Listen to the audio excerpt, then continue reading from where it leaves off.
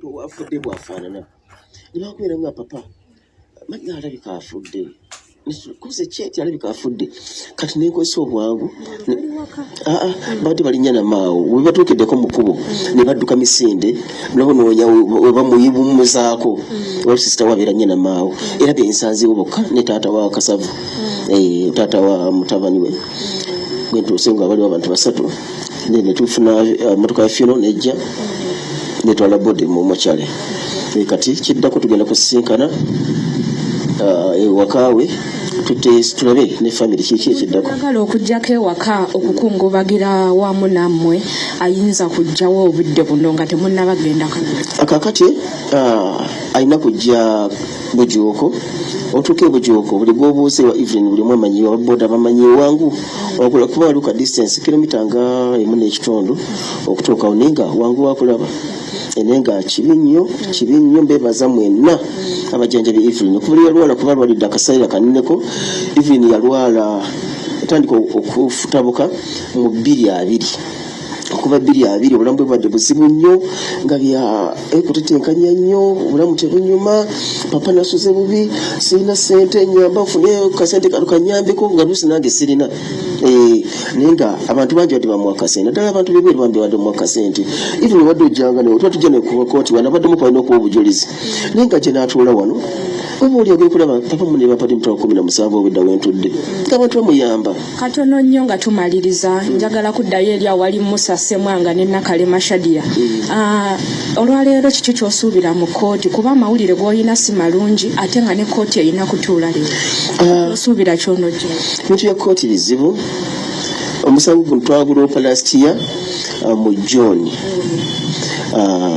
tutuula abantu bituuza nabo oluusi butubuzaabuza leero bazze enkya tebazze ninga kooti ne bawa obudde bwabwe kati tetumiisingako kooti yonna era nadde neetegese nga nina okujja mu kooti bino ne bibaawo butumaze oteekayo bodi ningamba nno nnogenda mu kooti n'omulamuzi nkimugambe nti munnange omu ku bajulizi bange era gwe baasalizaamu shooye afudde olwaleero oba oliawo kinaayongera okutuula mu mutwe gwe n'amanye ne bano kubanga abatolodde batuwaayiriza otwogirako ebintu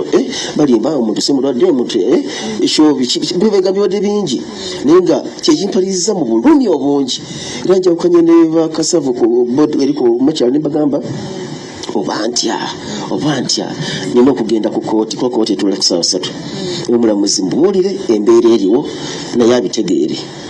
tweyanziza nnyo Musa Semwanga ne Shadia Nakalema amawulire si malungi agabuutikidde music industry olwaleero ku makya abantu bangi abazze batuvaako Evelyn atugenzeeko ndowooza tugenda kuba tutambula mpola tweyongereyo awali maiti yenze Nampija Lydia wane Makindye.